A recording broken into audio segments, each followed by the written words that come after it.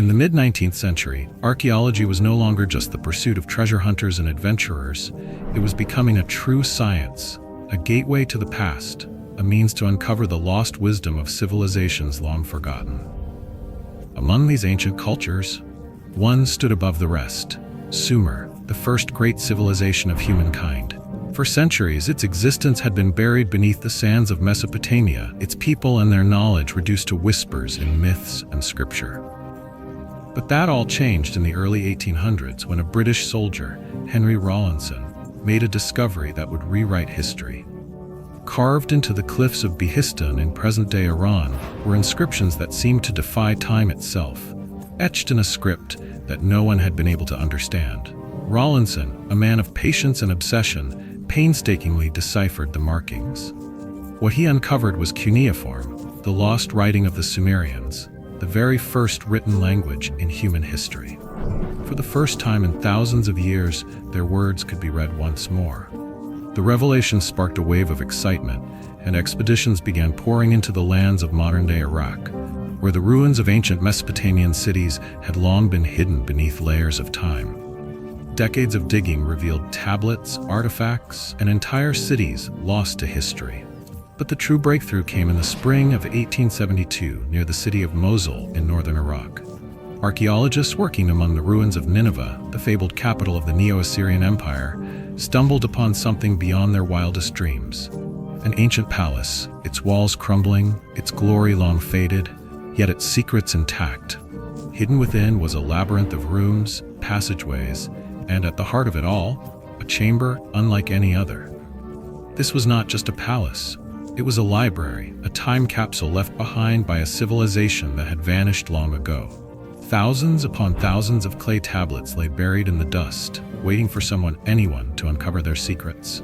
This was the Library of Ashurbanipal, the oldest known library in the world. The sheer volume of knowledge contained within its walls was staggering.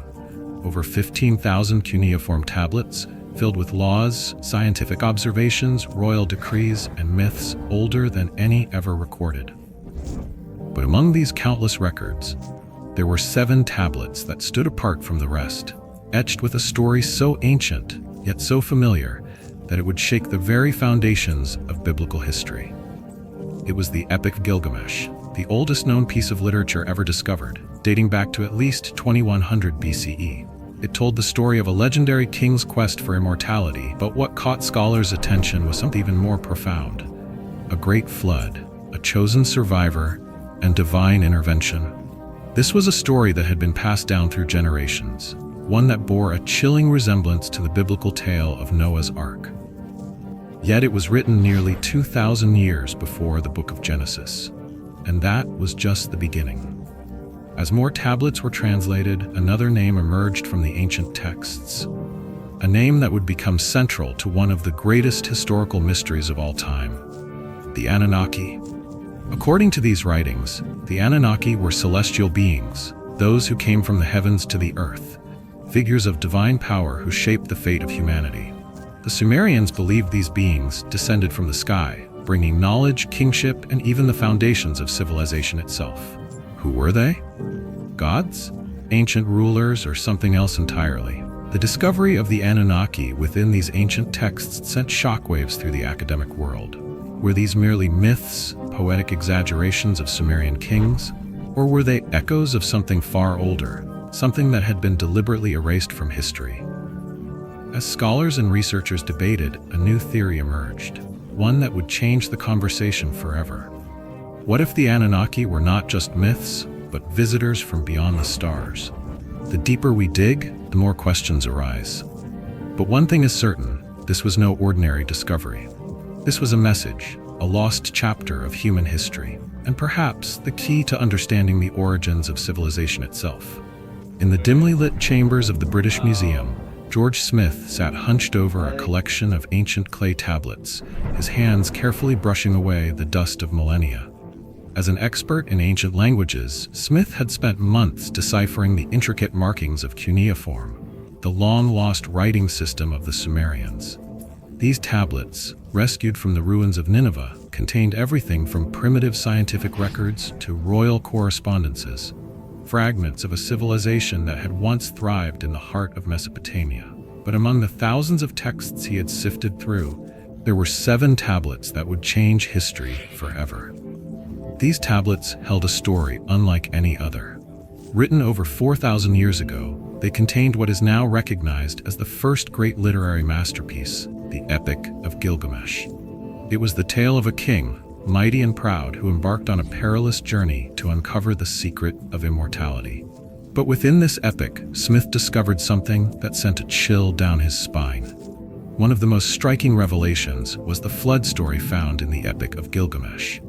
The text describes a massive deluge, a catastrophe that nearly wiped out civilization, with a lone survivor, Ziusudra, later called Utnapishtim, who was instructed to build a great vessel. This tale bears remarkable similarities to the biblical story of Noah's Ark, leading many scholars to speculate that these narratives share a common ancestral myth rather than one directly copying the other. The implications were staggering. Smith knew he had uncovered something of profound significance. If the tale of a great flood had existed in Sumerian mythology long before the Hebrew scriptures, what did that mean for the origins of biblical stories?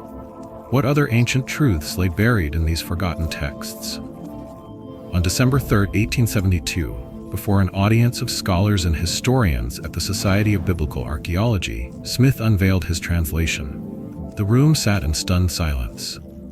The realization that this flood narrative had originated in Sumer, not in the pages of Genesis, was nothing short of groundbreaking. But the epic was incomplete.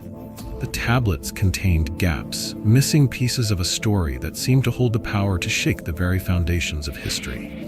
The Daily Telegraph, recognizing the magnitude of Smith's work, funded a new expedition to Mesopotamia. Smith returned to Iraq, determined to find the missing pieces of the epic. But what he uncovered went far beyond a mere continuation of the myth. In the recovered fragments, Smith found references to a pantheon of celestial beings, divine rulers who had descended from the heavens to oversee humanity. The Sumerians called them the Anunnaki, the sons of Anu, powerful deities who were believed to shape the destiny of mankind. At the head of this celestial order stood Anu, the supreme god of the sky, revered as the embodiment of infinite wisdom. Alongside him was Ki, the goddess of the earth. Together, they brought forth their divine offspring, the Anunnaki, whose name carried the weight of their celestial lineage, those who came from the heavens to the earth. These texts describe the Anunnaki not as distant, abstract gods, but as active rulers of humanity, beings who played a direct role in guiding civilization itself. They were said to have divided the world, separating the heavens from the earth, determining the fate of mankind. Their presence was not just symbolic, it was tangible, recorded in the very foundation of human history. The more Smith read, the clearer it became. These were the oldest gods ever written about, the very origins of divinity as recorded by humankind. The discovery shook the academic world. For centuries, the biblical stories had been considered the original foundations of religious thought. But here, buried in the sands of Mesopotamia, were texts that predated them, texts that spoke of a time when gods walked among men, when the Anunnaki ruled over the earth. The question was no longer whether these myths had influenced later religions, but how deep their impact truly went. The translations of George Smith opened a door to a past long forgotten, revealing a civilization that had not only built the first cities, but had also recorded the first stories, tales of great kings, divine beings, and catastrophic floods that echoed through history. The Anunnaki were not merely legends to the Sumerians. They were the architects of their world, the ones who shaped humanity itself. What Smith had uncovered was not just a lost myth, it was a forgotten history, one that suggested that humanity's earliest belief systems were far older, far more complex, and far more mysterious than anyone had ever imagined. The forgotten gods of an ancient civilization were slowly being resurrected, not in temples of stone, but in the minds of those who dared to unravel their secrets. As scholars sifted through the dust-covered ruins of Mesopotamia, they uncovered 7 new tablets deep within the library of Ashurbanipal. Among the most fascinating discoveries was the Babylonian creation myth, the Enuma Elish, written centuries after the Sumerian civilization had declined. It introduced Marduk, a god who would later rise to prominence in Babylonian mythology, but was not originally part of the Sumerian Anunnaki pantheon. While the text describes the shaping of the world from chaos, it does not directly reference the Anunnaki in the same way as Sumerian myths. According to the tale, Marduk defeated the chaos entity Kingu, took his blood, and mixed it with clay to fashion the first humans. This act of divine creation bore an uncanny resemblance to a later narrative, one that would become a cornerstone of Western religion, the story of Adam and Eve. Had the origins of humanity been told long before the Bible, encoded in the myths of Sumer? Yet, despite the significance of this discovery, there was little to suggest that the Anunnaki were actively worshipped. The Enuma Elish was a story, a myth written by an ancient people attempting to explain their place in the universe. It was not evidence of temples or rituals in honor of these celestial beings. George Smith, the brilliant mind who had uncovered the Epic of Gilgamesh, collected his findings and compiled them into a book titled Assyrian Discoveries, published in 1875. The modern world had been given a glimpse into the minds of the earliest civilizations, but the full story of the Anunnaki had yet to emerge. Decades passed, and the fascination with Sumerian civilization slowly faded into obscurity. By the mid-20th century, these ancient myths had become relics of academia, studied only by a handful of scholars. The grandeur of Sumer had been relegated to dusty library shelves, its gods and legends nearly forgotten. But then, in the 1950s, something changed. A new kind of seeker emerged, not an archaeologist or historian, but a man obsessed with the idea that the past was far more mysterious than anyone dared to believe. Zecharia Sitchin, a businessman and self-taught scholar of ancient languages, was among the few who refused to let the Sumerians be forgotten. He had read extensively on alternative theories about the origins of civilization, ideas that suggested that humanity had been guided or even created by beings from the stars. When he discovered the Sumerian tablets and their references to the Anunnaki, he knew he had found the key to a story that would challenge everything history had taught us. Sitchin dedicated years of his life to independently translating the Sumerian texts, convinced that they held a truth hidden from modern eyes. In his vision, the Anunnaki were not simply gods of myth, but powerful, advanced beings, ones who had come to Earth from the distant planet Nibiru. According to Sitchin, Nibiru was a world lurking in the dark edges of the solar system, a place where these celestial visitors lived in a highly developed society. But their world was in peril. A catastrophe was unfolding on Nibiru. A devastating rupture had formed in its ozone layer, threatening the survival of the planet. The Anunnaki scientists, in a desperate bid to save their home, discovered that gold particles, suspended in the atmosphere, could stabilize the damage. But there was a problem. Gold was scarce on their world. Their only hope lay beyond the stars, in a small blue planet rich with the very element they so desperately needed. They set their sights on Earth. Descending from the heavens, the Anunnaki established a colony in Mesopotamia, where they began mining the precious gold. They built Eridu, their first settlement on Earth, laying the foundation for the earliest known civilization. But extracting gold from the land was backbreaking work, and the Anunnaki, powerful as they were, grew weary of the labor. They needed workers. They needed a new species, one that could obey orders, one that could toil in the mines without resistance. So they turned to the life that already existed on Earth.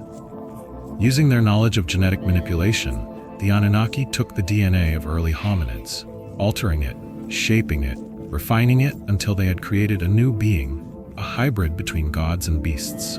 Humanity was born, not through natural evolution, but through the hands of celestial beings. As time passed, these early humans developed intelligence, culture, and the ability to build civilizations. The Anunnaki had given them life, but they had also placed them in servitude. The humans mined gold, constructed cities, and worshipped their creators as gods. The story of the Anunnaki and their earthly dominion was passed down through generations, distorted over time into myths of divine beings and celestial rulers. For Sitchin, this was the lost truth of our origins. He published The 12th Planet in 1976, a book that instantly became a bestseller. It presented the Anunnaki not as mere deities of ancient imagination, but as extraterrestrial architects of human civilization. His ideas ignited a global fascination and controversy. Was it possible that the gods of Mesopotamia were, in fact, ancient astronauts? Could the myths of Sumer hold the key to unlocking a forgotten chapter of history? The Anunnaki legend had been reborn, this time not through ancient priests and scribes, but through modern minds seeking answers. The mystery was no longer confined to dusty tablets and forgotten ruins. It had entered the realm of modern speculation, fueling theories, books, and debates that continue to this day. The skies above Nibiru were growing dim. A catastrophe unlike any before was unfolding. A great rupture had formed in the ozone layer of the distant planet, and its people, the mighty Anunnaki, faced an existential crisis. Their world was dying, and with it, the fate of an ancient, powerful civilization hung in the balance. Desperate for a solution, their scientists made a fateful discovery. Microscopic particles of gold, when released into the atmosphere, could repair the damage, shielding their home from destruction. But there was one problem. Gold was incredibly scarce on Nibiru. The salvation of their people lay beyond their world, somewhere in the vast expanse of the cosmos. And so, under the command of King Anu, the supreme ruler of the Anunnaki, fleets of celestial ships were sent out into the unknown, seeking a world that could provide them with the precious metal. Their search led them to a small blue planet, a world teeming with life, its lands rich with the very element they so desperately needed. It was the third planet from the sun, a paradise by cosmic standards, abundant in water, vegetation, and most importantly, gold. They called it Ki, but we know it as Earth. The Anunnaki descended from the skies, choosing a fertile land between two great rivers, a place that would one day be known as Mesopotamia. Here they established their first settlement, Eridu, a magnificent city that would serve as the heart of their operations on Earth. With great urgency, they began their mission, mining the gold, extracting it from the rivers and the depths of the earth, sending it back to Nibiru in a desperate bid to save their world. But something unexpected happened. The work was grueling. The effort to extract gold, even with their advanced technology, proved exhausting.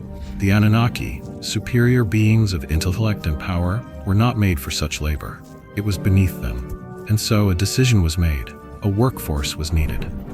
At first, they turned to the Ajigi, a lesser race of beings, subservient to the Anunnaki, forced into servitude. These workers toiled for generations under the weight of their celestial overlords. But their suffering had a limit. The Ajigi rebelled, rising against their masters in a furious revolt, refusing to endure their chains any longer. The Anunnaki, facing a crisis of their own making, had to find another way. It was then that the greatest experiment in history was conceived. If no being existed that could endure such labor, they would create one. The Anunnaki, masters of genetic engineering, turned their attention to the life that already existed on Earth. They took the genetic material of a primate, modifying its DNA, refining its essence, and combining it with their own. From the womb of an Anunnaki woman, the first human was born, a new species, forged to serve, yet created in the very image of their gods. They called him Adamul. To ensure the survival of their creation, they crafted a second being, a female, to accompany him. They named her Tiamat, though time would later reshape her name into Eve. Together, these two beings would become the progenitors of a new race, a species with the intelligence to obey, the strength to labor, and the capacity to sustain the gold extraction mission. At first, the Anunnaki were pleased. Their experiment had succeeded. The humans worked the land, harvested resources, and built monuments to honor their creators. But something unexpected began to unfold. The humans evolved. Their minds grew sharper. They became self-aware, independent, questioning. They began to multiply beyond control, filling the lands with their kind, spreading far beyond what the Anunnaki had intended. They were no longer mere workers. They were something more. As Nibiru's crisis eased, its atmosphere slowly recovering due to the gold shipments from Earth, the Anunnaki no longer had a use for their creation. The gods abandoned their experiment, leaving humanity to fend for itself. The great cities were left behind, the once glorious monuments of the gods now ruins in the hands of the mortals they had made. But humanity, despite their abandonment, thrived. Without their creators, they built new civilizations, erected kingdoms, and began to rule themselves. They created religion, turning their distant memories of the Anunnaki into legends of gods and divine rulers. But the gods had not truly left them. For every 3,600 years, the orbit of Nibiru would bring it back into the inner solar system, close enough to disrupt the delicate balance of Earth. The Anunnaki knew what would happen: great floods, earthquakes, devastation. And when the signs of this catastrophe began to appear once more, they chose to leave, watching from above as their abandoned creation faced its own destruction.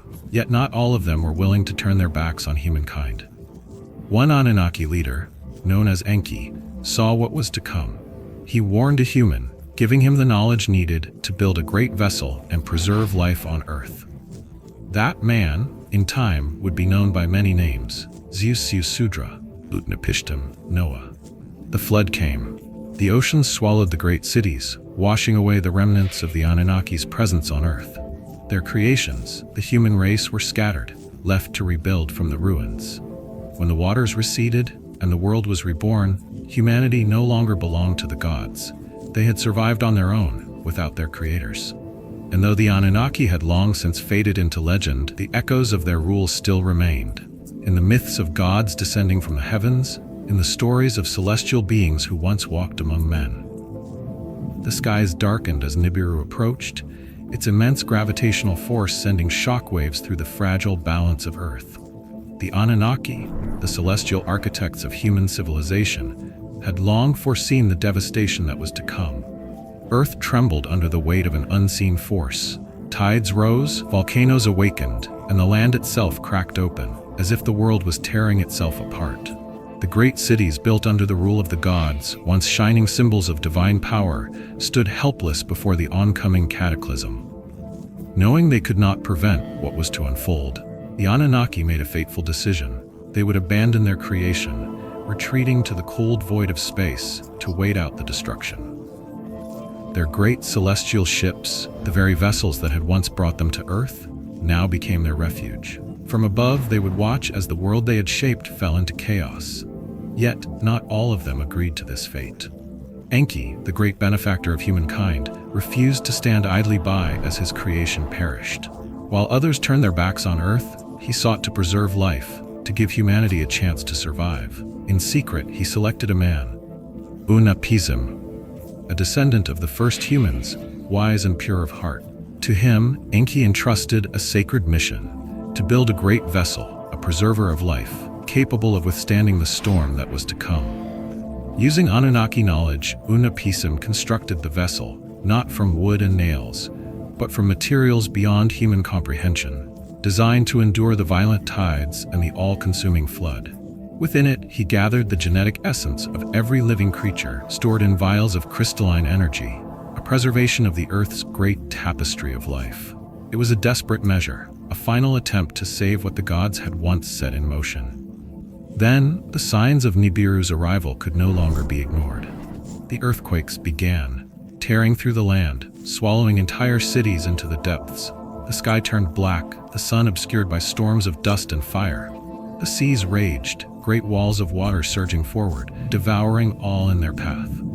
The proud city of Eridu, the first great civilization of humankind, was consumed by the ocean, erased from existence in a matter of hours. The world as it was known was gone. Yet through the devastation, the great vessel endured. As the torrents raged and the lands drowned, Enuma and those preserved within the ship drifted through the chaos, untouched by the destruction outside. When the storms settled, when the oceans began to retreat, the survivors stepped onto a new world, one washed clean by disaster, one waiting to be reborn. The Anunnaki had departed, but their influence had not faded. With the knowledge passed down by their celestial benefactors, the survivors rebuilt. They raised new cities, constructed great monuments, and above all, enshrined the memory of the gods who had once walked among them. From their reverence, the first temples were built, the first myths recorded, the birth of ancient religion. The gods became legends, their names whispered in prayers and etched into stone. But peace was fleeting. The Anunnaki, divided and restless, would return. As humanity thrived, so too did rivalries among the gods. Marduk, son of Enki, had grown powerful in the absence of the ruling Anunnaki. He claimed Babylon as his own, crowning himself supreme deity and declaring his dominion over the world. It was an act of defiance, a challenge to the celestial order. The other Anunnaki, unwilling to cede control, rose against Marduk. What followed was not merely a war, it was a cosmic battle for control over Earth. Marduk's forces, strengthened by the humans he had armed, clashed against those loyal to the old order. His armies marched upon Egypt and the Sinai, crushing all who opposed him. In desperation, the Anunnaki turned to their final weapon. From the distant reaches of space, from the throne world of Nibiru, the supreme ruler Anu decreed the use of the ultimate power. The celestial beings who had once nurtured and shaped humanity unleashed their most destructive technology upon Earth. The skies burned with fire, and the lands trembled under a force so great that entire cities were wiped from existence. In their efforts to reclaim power, the gods nearly destroyed the very world they had once sought to rule.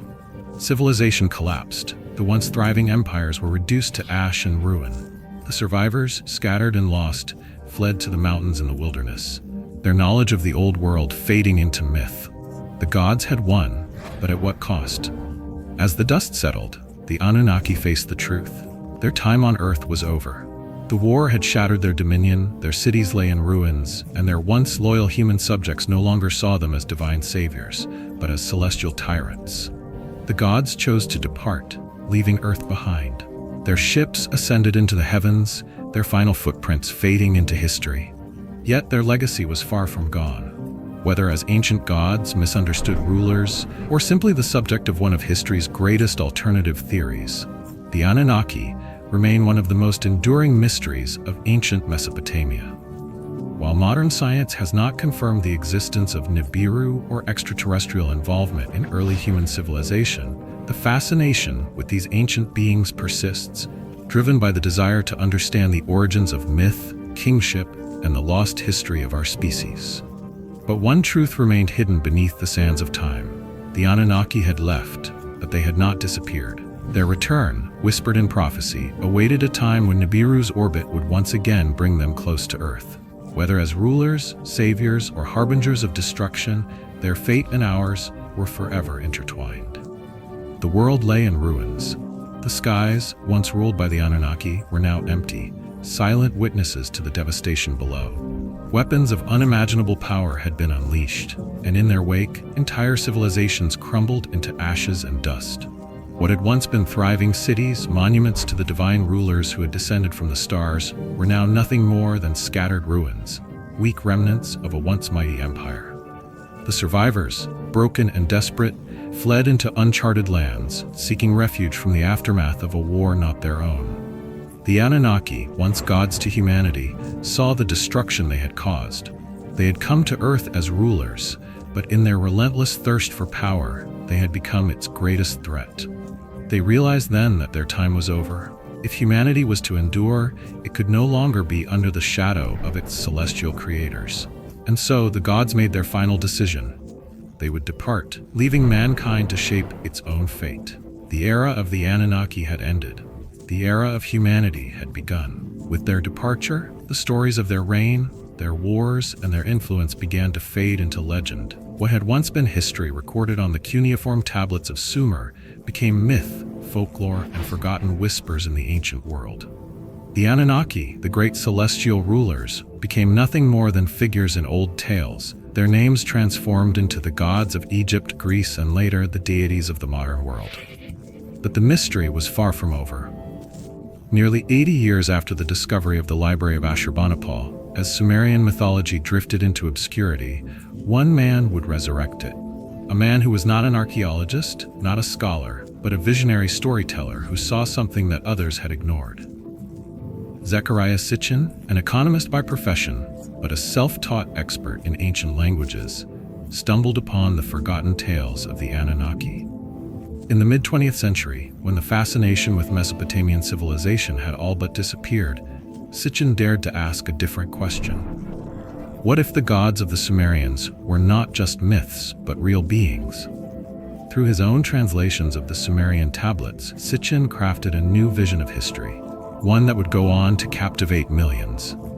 In 1976, he published The 12th Planet, a book that would take the world by storm. It told of the Anunnaki not as gods, but as astronauts, advanced beings from a mysterious hidden planet called Nibiru, a world lurking on the edges of the solar system. According to his theory, these celestial visitors had created humanity, shaping early civilization and then departing, promising to return. The book became an instant bestseller, selling millions of copies and spreading the myth of the Anunnaki across the world. Whether one believed in his theories or not, one thing was certain. Sitchin had revived a forgotten legend, but his claims were met with controversy. Historians and linguists dismissed his translations, pointing out errors, misinterpretations, and outright fabrications. Many of the tablets he referenced had no historical records to support their existence, and his translations often deviated wildly from accepted Sumerian scholarship. Yet none of this mattered to the millions who embraced his story. To those who wanted to believe, Sitchin's work was the missing piece, the key to understanding a hidden past. He had taken the distant memories of a lost civilization and reintroduced them as a cosmic mystery, one that hinted at a deeper, untold history of humanity. And then, just when the myth of the Anunnaki seemed to fade again, something happened. In 2003, astronomers at the Palomar Observatory detected something strange in the outer reaches of the solar system. A mysterious object, the coldest and farthest ever observed, drifting at the edge of the sun's domain. They named it Sedna, after an Inuit goddess of the deep. Its orbit was unlike anything seen before, stretching nearly 11,400 years, its path so extreme that it defied all known models of planetary movement. For scientists, Sedna was a curiosity, an enigma that hinted at something even greater lurking beyond it. But for those who had followed Sitchin's vision, it was something more, a sign. The whispers of the Anunnaki returned. The discovery of Sedna reignited speculation that something massive, possibly a hidden planet, possibly Nibiru itself, was pulling at its orbit. Across the internet, in the corners of conspiracy forums, in the minds of those who had long embraced the myth, the same thought emerged. In recent years, astronomers have proposed the existence of Planet 9, a massive, undiscovered world lurking beyond Neptune, based on gravitational anomalies observed in the Kuiper Belt. Some alternative researchers have linked this planet to Nibiru, the supposed homeworld of the Anunnaki described in Zecharia Sitchin's work. However, there is no scientific evidence that Planet 9 is connected to Nibiru, and mainstream astronomers reject the idea that a hidden planet is on a 3,600-year collision course with Earth. The Anunnaki, whether real or imagined, had never truly disappeared. They had left Earth behind, but their shadow remained, woven into the fabric of ancient myths, rediscovered in the translations of lost civilizations, and reborn in the minds of those who longed to uncover humanity's forgotten origins. For centuries, humanity believed that the solar system was complete, that everything beyond Neptune was nothing more than a vast and empty darkness. But then, the heavens whispered a secret. Something was out there, something unseen, something pulling at the very fabric of our cosmic order. In 2003, astronomers at the Palomar Observatory detected an object at the very edges of our solar system. They named it Sedna, a frozen world unlike anything ever observed. Its orbit defied all logic, stretching an unfathomable 11,400 years, taking it to distances far beyond what should have been possible. Its behavior suggested one thing: it was being influenced by an unknown force. Something massive, something hidden. The anomaly could not be ignored. Scientists began searching for an answer, running calculations, studying the paths of distant celestial bodies. The results were staggering. Something enormous was out there, lurking beyond Neptune, disturbing the orbits of multiple objects in ways that could not be explained by anything currently known. The only possibility? A ninth planet. By 2014, astronomers had found even more trans-Neptunian objects, each displaying the same impossible gravitational distortions. They were all aligned, their orbits synchronized, pointing toward a single gravitational force. Something immense, something unseen, something hiding in the depths of space. Then, in 2016, astronomers Mike Brown and Konstantin Batygin published a paper in the Astronomical Journal, presenting mathematical proof of a giant, undiscovered planet lurking in the cold abyss beyond Neptune. A According to their calculations, this planet, dubbed Planet 9, was 5,000 times the size of Pluto and up to 10 times the mass of Earth. Its presence was all but certain, and yet no one had seen it. The scientific community erupted. If Planet 9 existed, how had it remained hidden for so long? Why had we not detected it directly? The answer lay in its distance from the Sun, over 180 billion miles away, 100 times farther than Earth. A place so cold, so dark, that even our most powerful telescopes struggled to find it.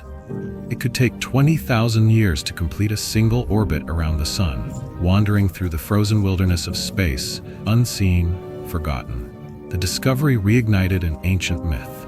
For decades, believers in Sitchin's theories had been waiting for a sign, a confirmation that his interpretation of Sumerian texts was not just speculation but prophecy.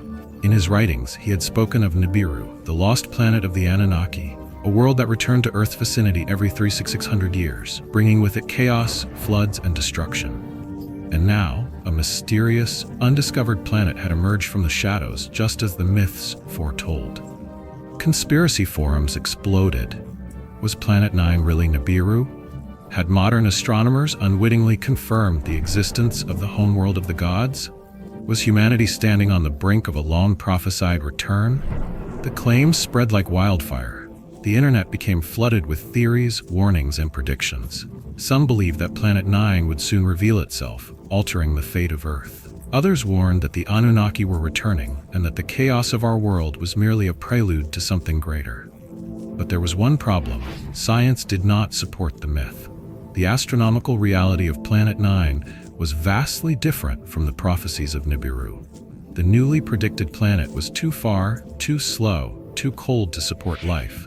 Instead of a rogue world bringing destruction, Planet 9 was more likely a gas giant, a frozen twin to Neptune, a silent wanderer in the void.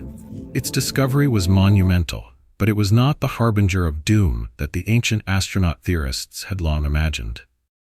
Even so, the connection between the legend of Nibiru and the search for Planet 9 refuses to die. Humanity has always been drawn to the unknown, to the idea that our past is far greater, far more mysterious than we have been led to believe. Whether myth or science, fiction or reality, the idea of lost worlds and ancient gods continues to stir something deep within us.